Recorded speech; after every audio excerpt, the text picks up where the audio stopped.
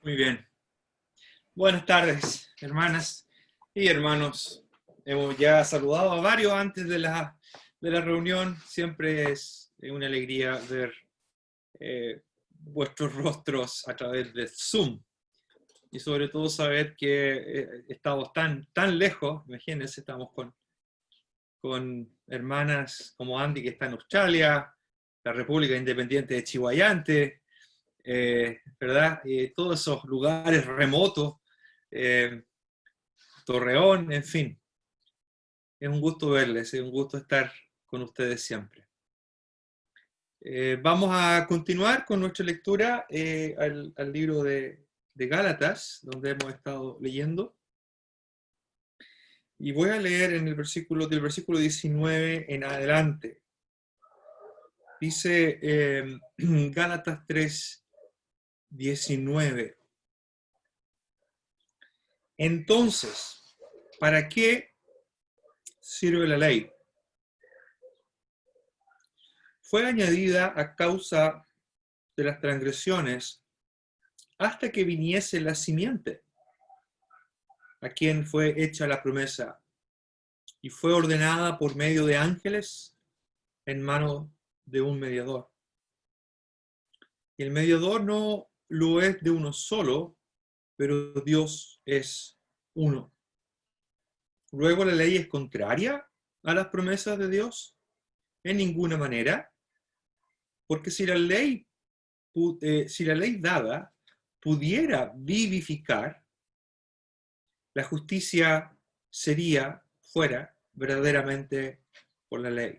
Mas la Escritura lo encerró todo bajo pecado, para que la promesa que es por la fe en Jesucristo fuese dada a los creyentes. Pero antes que viniese la fe, estábamos confinados bajo la ley, encerrados para aquella fe que iba a ser revelada. De manera que la ley ha sido nuestro ayo para llevarnos a Cristo, a fin de que fuésemos justificados por la fe. Pero venida la fe, ya no estamos bajo ayo, pues todos sois hijos de Dios por la fe en Cristo Jesús. Que todos los que habéis sido bautizados en Cristo, de Cristo estáis revestidos. Ya no hay judío ni griego, no hay esclavo ni libre, no hay varón ni mujer, porque todos vosotros sois uno en Cristo Jesús. Si vosotros sois de Cristo, sois uno en Cristo Jesús, y si vosotros sois de Cristo, versículo 29, ciertamente el linaje de Abraham sois y herederos según la promesa. Pero también digo, entre tanto, que el heredero, el niño, en nada difiere del esclavo, aunque es señor de todo, sino que está bajo tutores y curadores hasta el tiempo señalado por el Padre. Si también nosotros, cuando éramos niños, estábamos en esclavitud, bajo los rudimentos del mundo. Pero cuando vino el cumplimiento del tiempo, Dios envió a su Hijo, nacido de mujer y nacido bajo la ley, para que redimiese a los que estaban, estaban bajo la ley, a fin de que recibiésemos la adopción de hijos. Y por cuanto sois hijos, Dios envió a vuestros corazones el espíritu de su Hijo, el cual clama, Abba, Padre. Así que ya no eres esclavo, sino hijo. Y si hijo, también heredero de Dios por medio de Cristo. El Señor bendiga su palabra, preciosa, bendita palabra, que nos ayude a entender, que podamos aprender, que también podamos crecer espiritualmente a través de esta enseñanza. Hemos venido hablando ya hace un rato acerca del tema que Pablo está tocando aquí en Gálatas. No nos vamos a repetir todo lo que ya hemos dicho, ¿verdad? Pero creo que es claro para los que han seguido el estudio que el apóstol Pablo está interesado en demostrar, en reafirmar que los creyentes de Galacia no necesitan volver, o no necesitan, en caso de que eran gentiles antes, no necesitan incorporar, ¿verdad? Si eran judíos, volver, o si no eran judíos, si eran gentiles, incorporar la ley de Moisés, que era básicamente lo que estos agitadores estaban haciendo en Galacia. Estaban promoviendo, enseñando que había que circuncidarse, y por tanto la circuncisión, que era una señal externa, visible de un pacto, también involucraba abrazar el resto de la ley mosaica. Voy a desactivar algo aquí para que no meta ruido. Bien. Y Pablo ha usado diferentes argumentos para hablar de la ley. Y lo que veíamos la semana pasada es que la ley tenía un propósito, y vamos a seguir hablando de eso hoy día, porque todavía Pablo va a seguir hablando en términos de propósitos. Y la ley, como dice el versículo 21, no es contraria a las promesas de Dios. En ningún caso Pablo está... no creo que Pablo el apóstol esté tratando de presentar un dibujo negativo necesariamente de la ley, sino que lo que él quiere enfatizar es que la ley tenía una función, que la ley forma parte del plan de Dios, que es, como dice Pablo a los romanos, la ley es santa, es justa, es buena, pero no tiene la capacidad, como dice el versículo 21, de vivificar. La ley tenía otra función. La ley tenía otra función, y esa función era una función temporal. Pablo presenta el argumento también en términos de, por decirlo de una manera, de calidad, mientras que la promesa, ¿verdad?, hecha a Abraham fue como resultado de la fe que Abraham ejerció en el Señor. Creyó Abraham a Dios y le fue contado por justicia.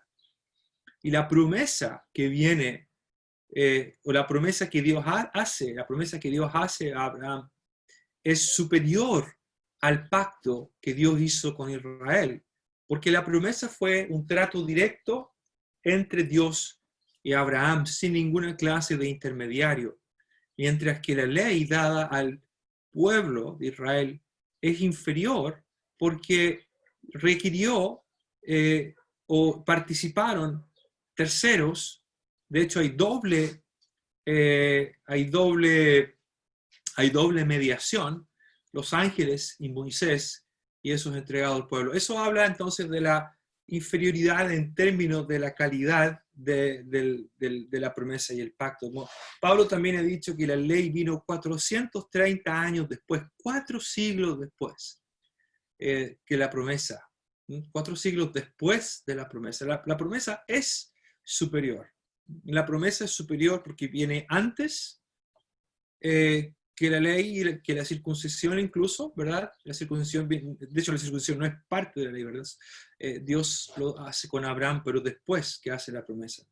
Y la ley mosaica viene mucho tiempo después. Sin embargo, la ley, como decía hace un momento, no es contraria, no está en contra no está en oposición a las promesas de Dios. Al contrario, la ley tiene una función, pero su función no es la de vivificar.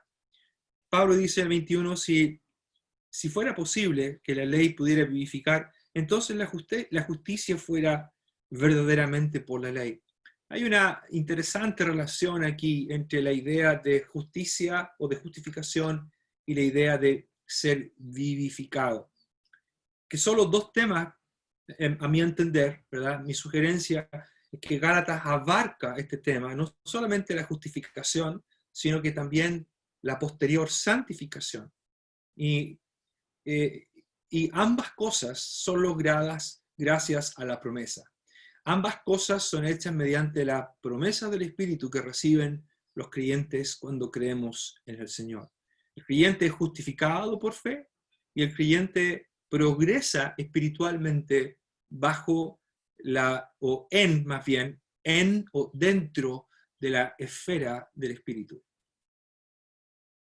De tal manera que si alguien dice tienes que guardar la ley para que tengas un estado de justicia delante de Dios, Pablo dice eso es falso.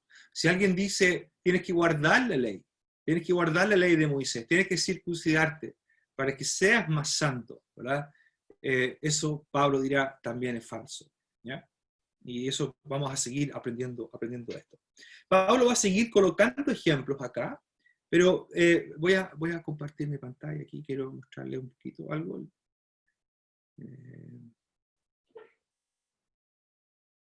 ¿Dónde está?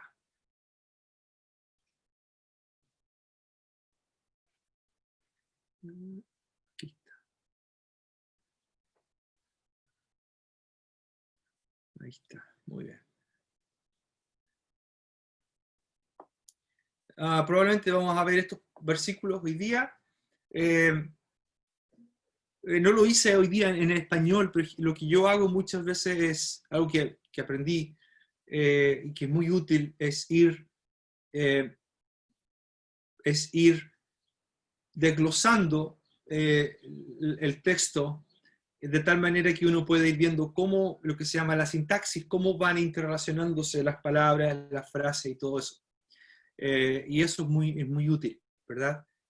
Uno de los problemas que tenemos muchas veces al interpretar la escritura es que partimos leyendo mal y hay que hacer un ejercicio por tratar de leer mejor. Lo que pongo al lado del texto griego, más que nada lo pongo por mí, para acordarme yo de algunas cosas, y algún día todos vamos a estar leyendo esto, que es lo que sueño que podamos hacer. Bueno, Pablo dice en el versículo 22, más la escritura lo encerró todo bajo pecado. Hay un vocablo aquí importante para lo que vamos a ver hoy día. Este es el vocablo que ocupa aquí, que es el que se traduce encerrar. La escritura lo encerró todo bajo pecado. Aquí está la palabra grafé, ¿ya? Con el artículo, eso que está aquí es el artículo en griego, ¿verdad? Ese es el artículo, grafé, la escritura. Y la escritura, otra vez, Pablo está personificándola. Era un recurso literario muy común. La conferencia joven, nuestro hermano Luchito nos hablaba del proverbio, como la sabiduría es personificada, ¿verdad? También la necedad es personificada, un recurso muy usado.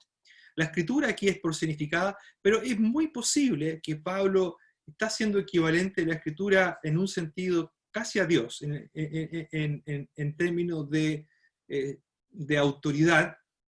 La escritura podría ser que se refiere específicamente a un texto aquí, probablemente Deuteronomio 27, que Pablo ya lo usaba anteriormente. Pero la idea de encerrar es muy parecida a la de Romanos 12, Romanos 11, 32. Si usted lo busca, está muy cerquita aquí. Romanos 11, 32 dice, porque Dios sujetó, estoy leyendo en Romanos 12, Romanos 11, perdón. Romanos 11, 32, dice, porque Dios sujetó a todos en desobediencia para tener misericordia de todos. Ese es el vocablo que Pablo ocupa aquí también, la idea de encerrar, ya, confinar. En caso de Gálatas, Pablo dice, la escritura lo encerró todo bajo pecado para, ¿verdad? Ahí está esta preposición que muchas veces indica propósito, ¿verdad? Para, gina, para que la promesa que es por la fe en Jesucristo fuese dada a los creyentes. Noten ustedes cómo Pablo sigue utilizando el vocablo, la idea de verdad de promesa. Lo ocupa aquí también, promesa. Lo va a ocupar abajo también, ¿verdad? Heredero según la promesa. Importante, muy importante la promesa. Lo que Dios dijo que iba a hacer y que se cumplió, y que lo que Dios dijo que iba a hacer estaba basado en en la respuesta, ¿verdad? O es en respuesta a la fe que Abraham ejerce hacia el Señor. Aquí hay otra frase importante, la promesa que es por la fe. No sé si se acuerda que un día hablamos de esta pequeña construcción gramatical que ocupa esta pequeña preposición ek, ¿verdad? Fácil de leer, ek. Ek pisteos, literalmente de fe. La promesa que es de fe y que podría traducirse también con la idea, la promesa que viene como resultado de poner o de ejercer fe en Jesucristo, ¿ya? Pablo entonces dice que la Escritura lo encerró todo bajo pecado para que la promesa que es por la fe, que viene lo bonito, fuese dada a los creyentes. Interesante, Pablo ocupa lo que se llama en gramática un subjuntivo aquí, para que fuese dada, ¿ya? Ahí está ese es el verbo en subjuntivo, para que fuese dada a los creyentes. ¿Sí? Un participio que funciona como un sustantivo, los que están creyendo. Interesante que ocupe el subjuntivo. En gramática el subjuntivo es el modo de la posibilidad o de la probabilidad, ¿verdad? Dando a entender que la promesa de la fe, ¿verdad? Viene como respuesta. Ocurre cuando hay un ejercicio de fe. Ahora, el hecho de que la Escritura encierre todo bajo pecado es una frase también muy interesante. La expresión todo, hay debate, ¿verdad? Aquí está, ¿qué significa todo? Ahí está con un artículo aquí, tapanta.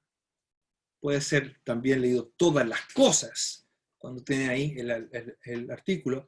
Encerró todas las cosas, o podría referirse, de que es neutro, a las personas bajo pecado. Y la idea de encerrar aquí, mi entender, es que más bien es algo positivo. Algunos lo ven como algo negativo, lo encerró, ¿verdad? Pablo va a continuar con este lenguaje de encierro, dice el 23, pero, ahí está el pero, antes de la venida de la fe, estábamos confinados bajo la ley, el vocablo confinado, ¿verdad? Estábamos confinados bajo la ley, encerrados. Este vocablo encerrado es el mismo que está aquí. ¿Ya?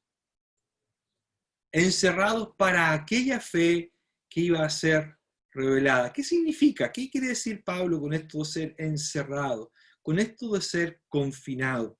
Me parece que el apóstol Pablo está insistiendo en la instrumentalidad de la ley, ¿verdad? La ley es un medio, es un instrumento que cumple una función. Dentro de esas funciones está el confinar. Ahora, aquí hay cierto debate, ¿verdad?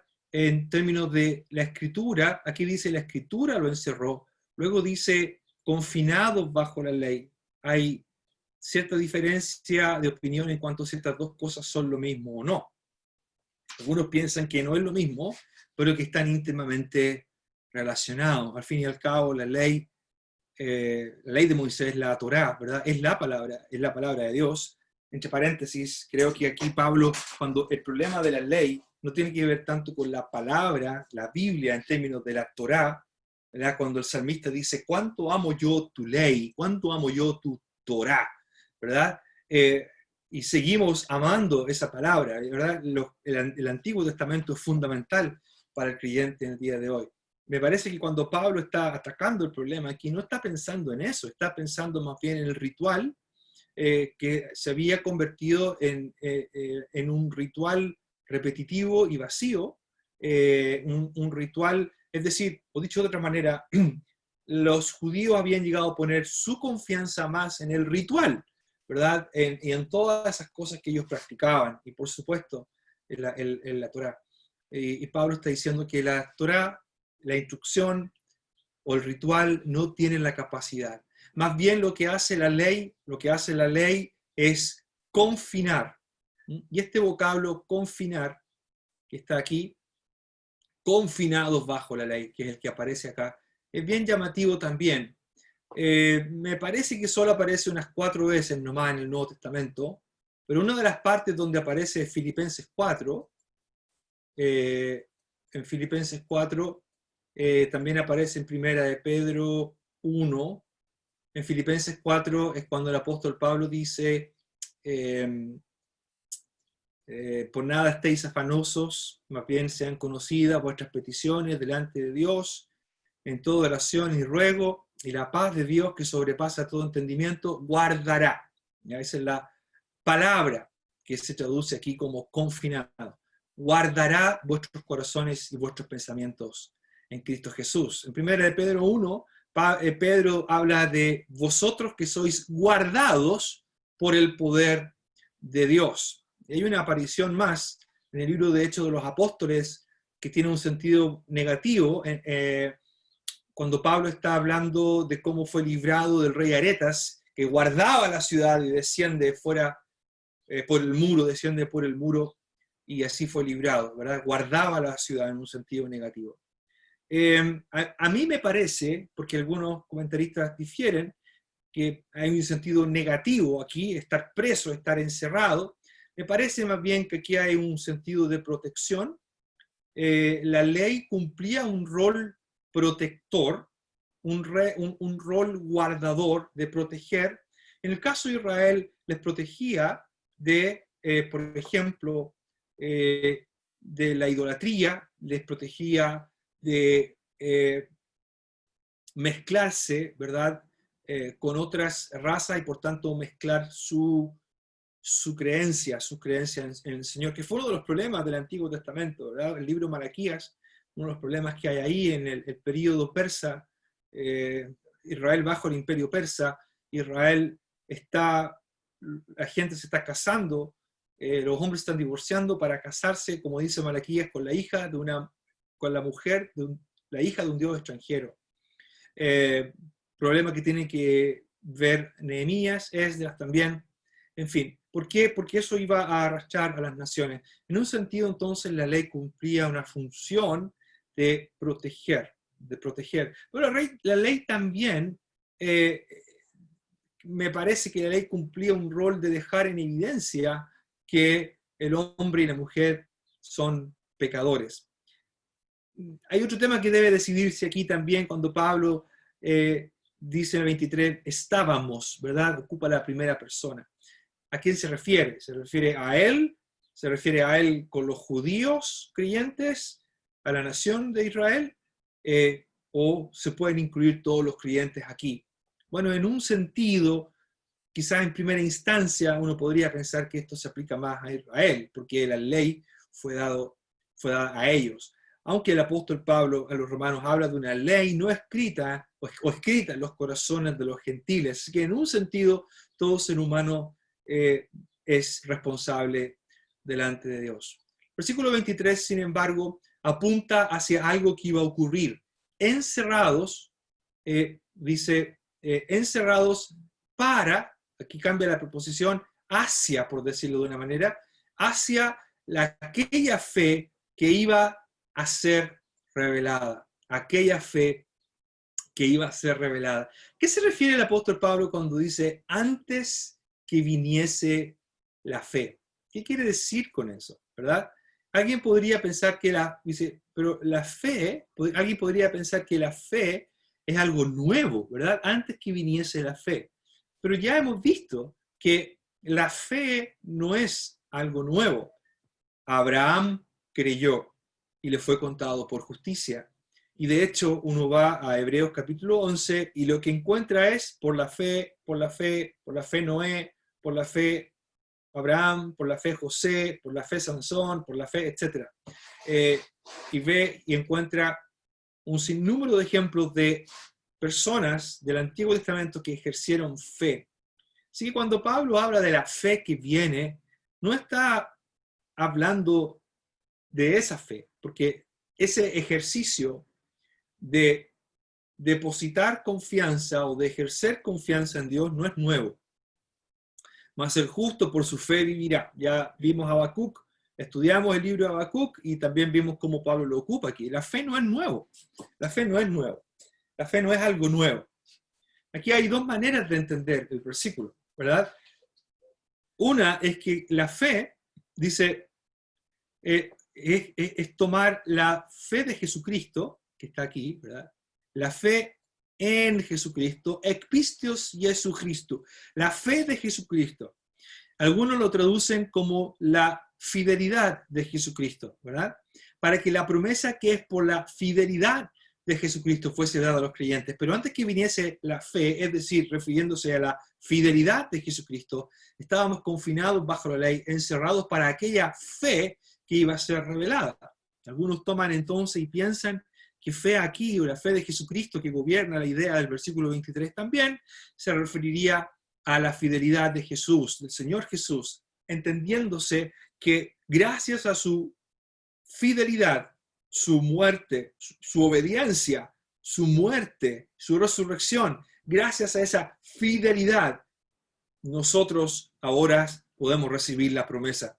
Esto es cierto, creo yo. Es cierto que gracias a que el Señor es fiel, y de hecho Habacuc, cuando habla, el justo para la fe vivirá, y vimos ese texto, el detalle, tiene muchos detalles ahí, ¿verdad? Que habla la interpretación, más mi justo por la fe vivirá, o más el justo por mi fe vivirá, o el justo por mi fidelidad vivirá, además de una manera de entenderlo allí en Habacuc, y la Septuaginta revela esas complicaciones de traducción.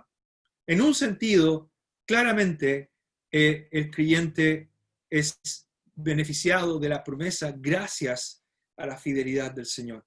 Una segunda manera de entender esta frase, por la fe de Jesucristo, ¿ya? A partir de fe, o en base a la fe de Jesucristo, es tomarlo de manera subjetiva, en el sentido de la fe ejercida en el Señor Jesús.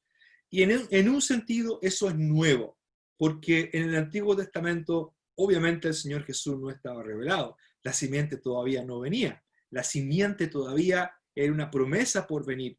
¿Los creyentes ejercían fe en Dios? Claro que sí, creían en Dios, creían a su palabra, creían a Él.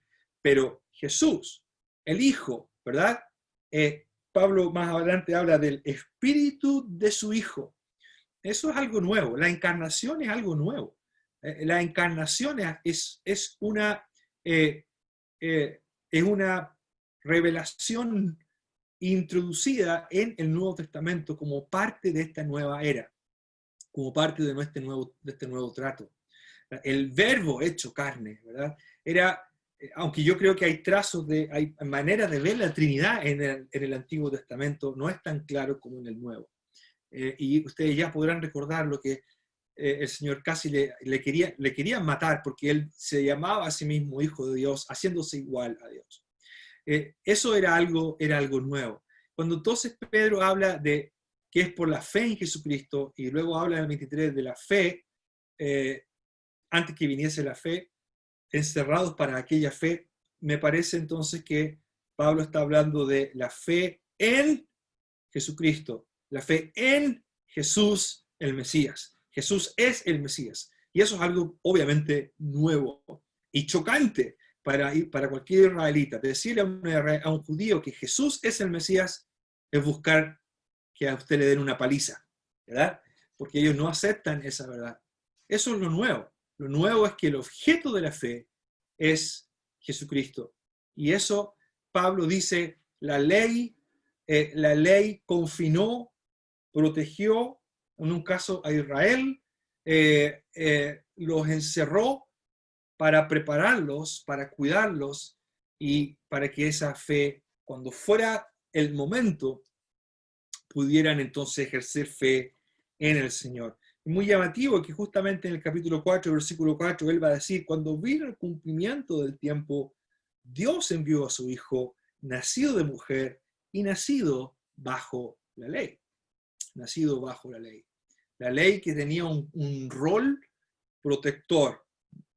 No, quizá alguien no va a estar de acuerdo en más que un rol acusador. Alguien podrá pensar, ojo, no está de acuerdo conmigo, de que el rol de la ley es un rol más acusador. Creo que la ley acusa, pero en el contexto de Gálatas me parece que Pablo está diciendo que la ley tiene un rol, pero un rol más bien protector. Y ese rol protector puede incluir, obviamente, convicción de pecado e incluso juicio o castigo, como lo va a, ¿cómo se dice? Lo va a presentar o lo va a insinuar en el versículo 24. En el versículo 24, entonces, Pablo continúa, dice, de manera, por lo tanto, que la ley ha sido nuestro ayo. Por eso me da la impresión que la ley tiene un rol obviamente inferior a la promesa, ¿verdad? Es inferior a la promesa, pero tiene un rol temporal y tiene un rol protector. Creo que eso es la idea aquí. De manera que la ley ha sido nuestro ayo. ¿Qué es lo que es el ayo? A lo mejor alguien nunca ha escuchado esta palabra que Pablo ocupa aquí. Ayo. La palabra ayo corresponde al vocablo griego que está aquí, lo tengo marcadito en azul. Paidagogos. ¿Ya? El ago es el paidagogos. Aquí está otra vez. De manera que ya no estamos bajo ayo, ya no estamos bajo el paidagogos. El paidagogos, seguramente usted está sonando familiar ese vocablo, ¿verdad? Paidagogos suena muy parecido a pedagogo.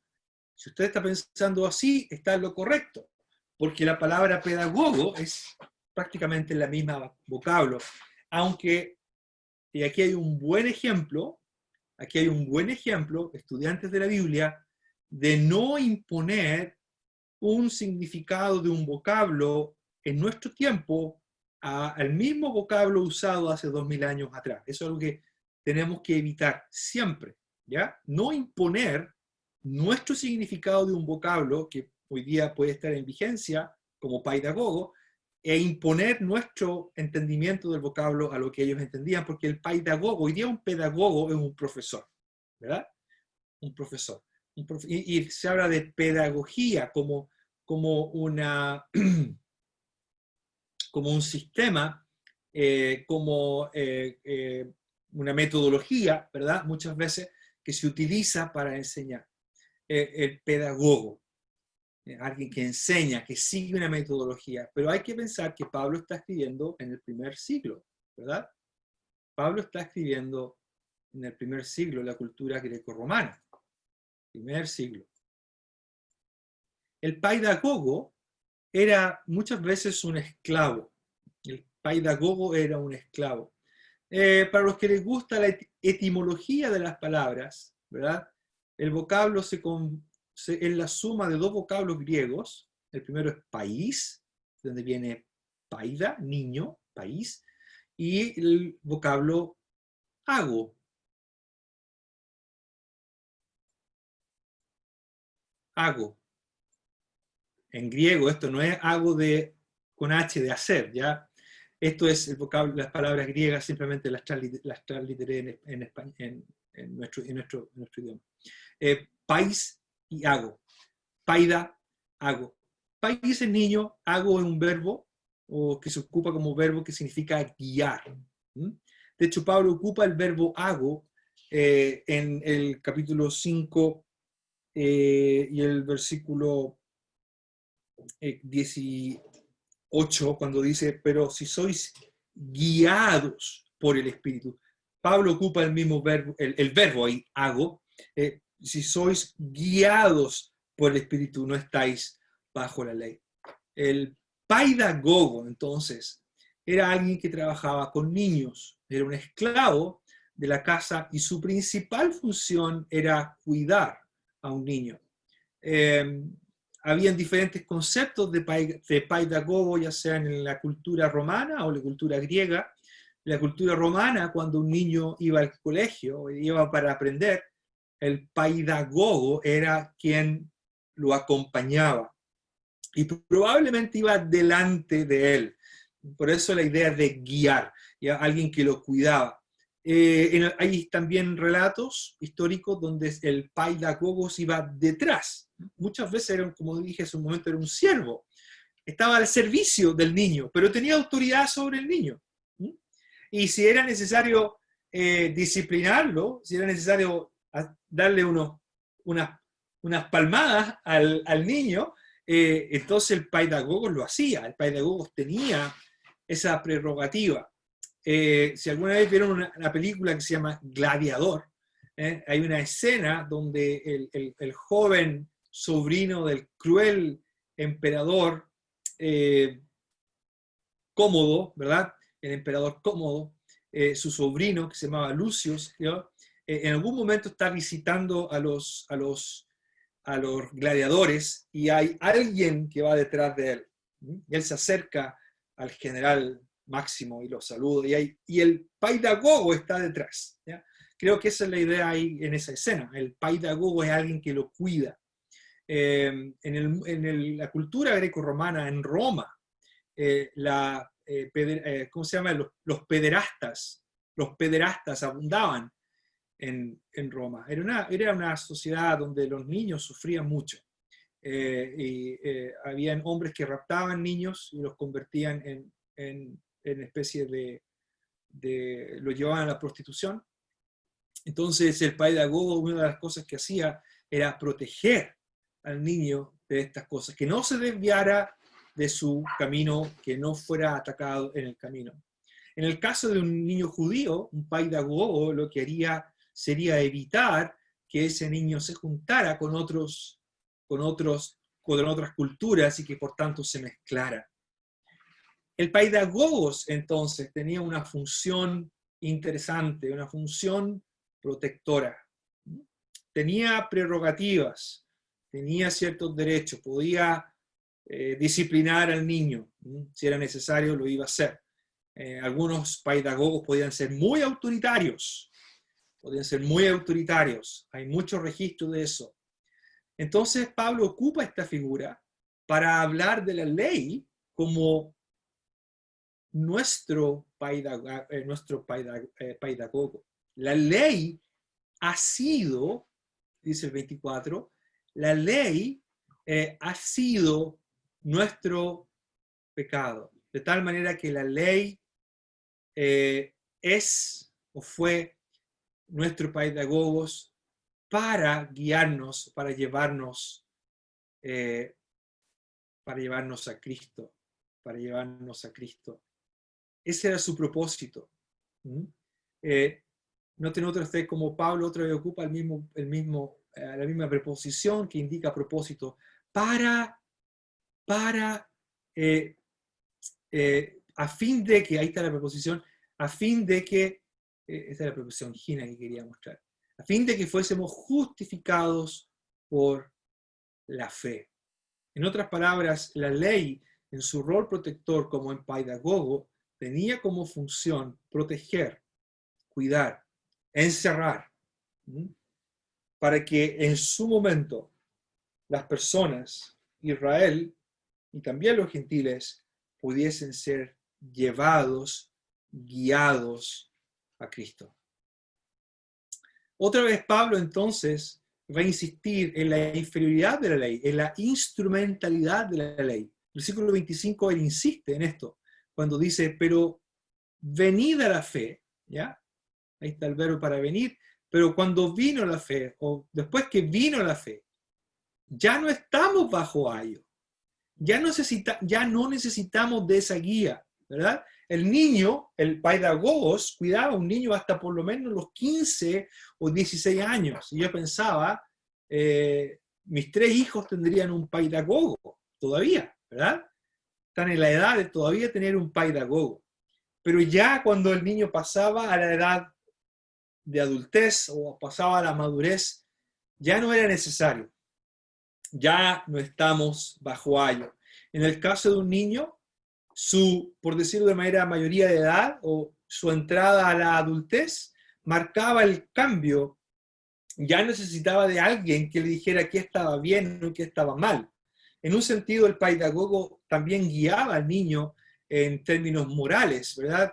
Enseñarle. Y uno sabe cuando un niño ya es más maduro, cuando es capaz de tomar decisiones que son más sabias, cuando no hay que estarle diciendo lo que tiene que hacer, ¿verdad? Estarle diciendo a un niño, imagínense que a un niñito de 25 años que todavía vive con la mamá y el papá, todavía le están diciendo lo que tiene que hacer. Eso habla claramente de un niño que todavía necesita un pedagogo, alguien que lo discipline, alguien que le enseñe. Pero en la pasada o la llegada a la adultez marcaba entonces el abandono de este guía. Ya no es necesario un pedagogo, ya no es necesario un ayo. ¿Por qué? Venida la fe. Cuando llegó el momento, cuando el Señor viene, ya sea que tomemos la fe en términos objetivos, su fidelidad, ¿verdad? Y Él fielmente cumple, muere, resucita, el plan de Dios se cumple y gracias a eso hay vida, o ya sea que tomemos la fe de manera subjetiva, la fe que ejercemos en el Señor Jesús, gracias a que Él vino y nació de mujer, ya no necesitamos un ayo. ¿Por qué? Porque el estatus ahora es este. Pues todos sois hijos de Dios por la fe en Cristo Jesús. Todos. Y obviamente todos, aquí Pablo explica, pues todos sois hijos de Dios a través de la fe en Cristo Jesús. Claramente entonces la ley, con todo su ritual, con todo lo que la ley de Moisés implicaba, es inferior, porque cumplía un rol temporal. Un rol importante, por cierto. Un rol necesario, también. En el plan de Dios era necesaria la ley, era necesario ese ayo.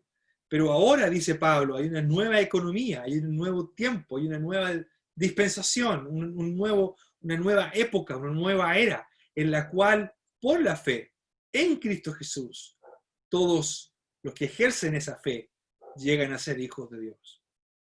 Quizá hay alguien aquí todavía que no tiene esa seguridad en cuanto a ser un hijo de Dios o no. Pero Pablo está diciendo claramente que alguien llega a ser un hijo de Dios no guardando la ley, ese no es el propósito de la ley, sino por la fe en Cristo Jesús. Pablo va a continuar. Mire, me quedan 5 minutos. No pensé que iba a terminar temprano. Dice, porque todos los que habéis sido bautizados, noten ustedes, otra vez continúa Pablo ocupando esta clase de palabritas. Ahí dice gar, parece que dijera gap, pero esto es una R que está ahí, eso parece una P de una R, gar, porque. Y esta clase de vocablo ayuda generalmente a sustentar un argumento que se está dando. Porque todos, ¿verdad? Todos los que habéis sido bautizados en Cristo, de Cristo estáis revestidos. ¿Qué es lo que hace posible el estatus, este cambio, como sería en términos de un software, este upgrade, ¿verdad? Esta pasada, este cambio tan notable, ¿verdad? Ya no está bajo ayo. Todos sois hijos de Dios. ¿Cómo es eso posible? Porque habéis sido revestidos de Cristo. Esto la ley no lo podía hacer, obviamente. Esto es lo que hace que un creyente sea único. Esto es lo que hace que un creyente, un hombre y una mujer cristiana, lo que hace la diferencia con una persona religiosa incluso, o de cualquier otro ser humano, es que Cristo le ha revestido. Y aquí creo que hay una doble figura aquí. Por una parte está la idea de ser incorporado, creo que esa es la idea del bautismo aquí, incorporado a Cristo, ¿verdad? Ha sido incorporado a Él, y al mismo tiempo ha sido revestido de Él. Dios ha cubierto absolutamente todo, algo que la ley no podía hacer. El hecho de que Pablo hable del bautismo aquí es muy interesante, también llamativo y podría ser también problemático, ¿verdad? ¿Qué quiere decir los que habéis sido bautizados en Cristo? ¿Quiere decir que el bautismo juega un rol? Bueno, algunos lo piensan así, algunos creyentes piensan que el bautismo juega un rol en la incorporación del creyente a Cristo. No estoy convencido de ese argumento porque podría ser fácilmente mal interpretado. Pablo está cambiando un ritual por otro, ¿verdad? Está cambiando el ritual de la circuncisión por el ritual del bautismo. Sin embargo, hay que entender que en la iglesia primitiva, la fe en Cristo y el bautismo eran cosas que prácticamente ocurrían de inmediato. Hoy día nosotros tenemos esta idea de que alguien se convierte y pasan varios meses y entonces los ancianos conversan con una persona y por ahí aparecen otros interesados. Y eso es una práctica no solamente de la asamblea, hay otros hermanos que lo hacen también, donde hay candidatos a bautizarse, a veces hay una especie de discipulado previo, en fin, es como un proceso antes de que esa persona sea bautizada. Pero la iglesia primitiva no lo hacía. Una persona se convertía e inmediatamente al agua. La profesión de fe en Cristo y el bautismo eran dos cosas que ocurrían casi de manera sucesiva, muy rápidamente. Dicho de otra manera, era inconcebible que un cristiano no fuera bautizado. Hoy día hay cristianos, hay creyentes que por diferentes razones a lo mejor no se han bautizado todavía. Pero la iglesia primitiva era inconcebible que un creyente no fuera bautizado. De pasadita hablo, si hay creyentes aquí que no están bautizados, deberían bautizarse, porque ese es el paso lógico e inmediato después de creer en el Señor. Y Pablo dice que esa acción que probablemente aquí entonces apunta a su conversión como experiencia, ese acto de conversión con su posterior bautismo es muy importante porque lo que hace es que esa persona es incorporada. Una persona es incorporada. Si usted cree en el Señor como su Salvador, como yo he creído, si usted ha creído, hemos sido incorporados, pero también hemos sido revestidos. Y la imagen de ser revestido realmente es hermosa. En el Antiguo Testamento ya la idea de la justicia revistiendo al pecador era conocida, ¿verdad?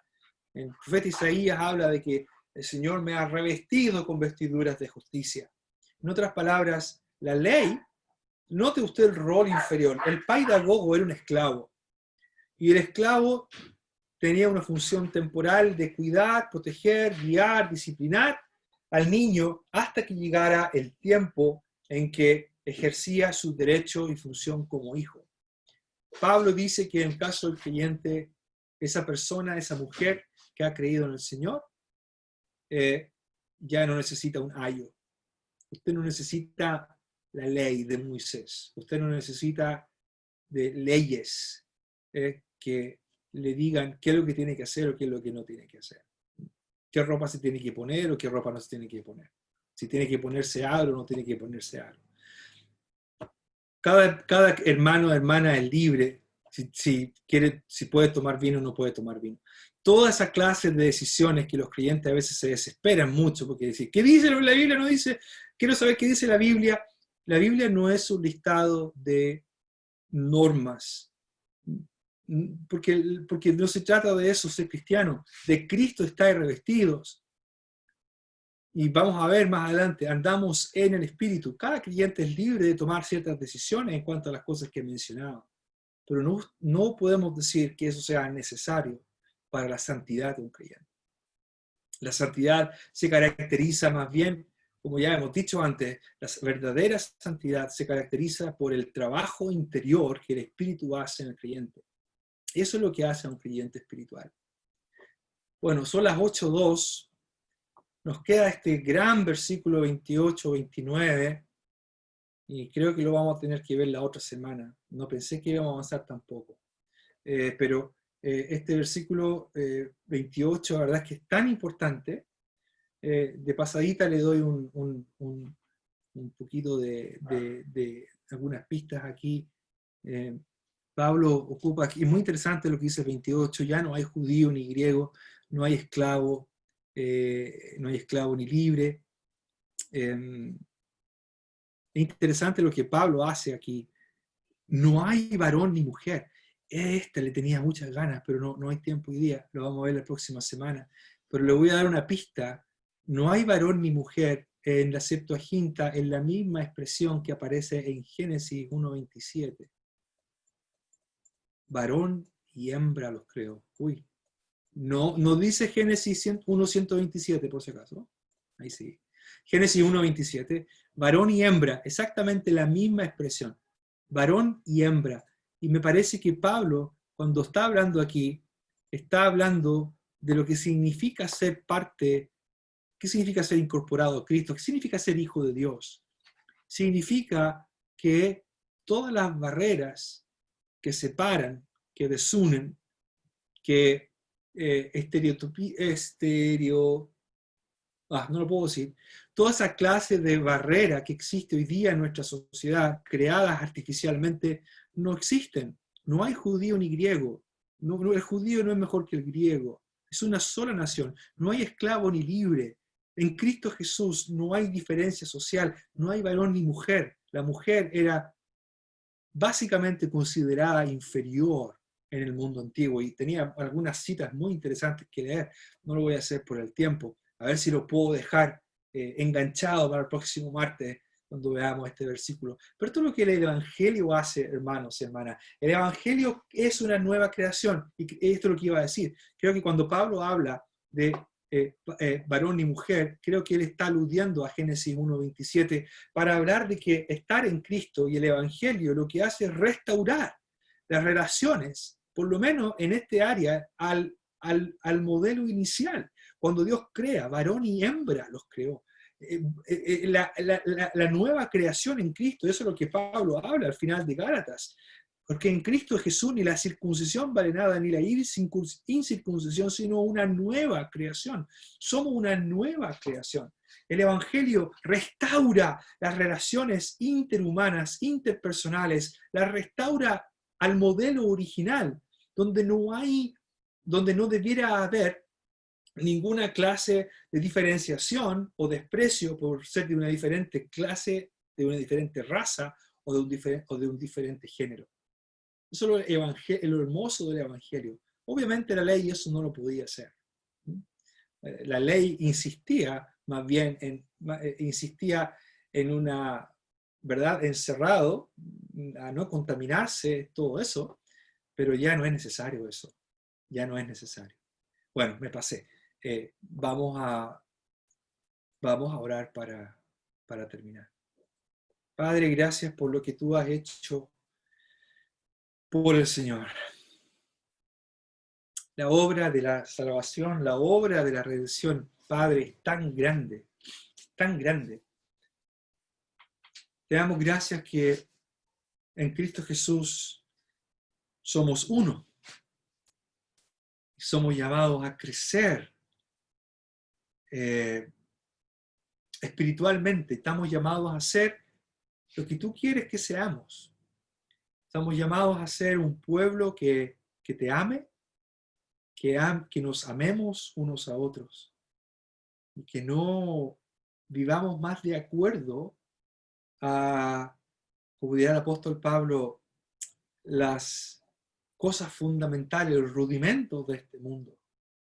Gracias por la promesa que tú has cumplido, que hiciste a Abraham, de la cual nosotros hoy día somos beneficiarios.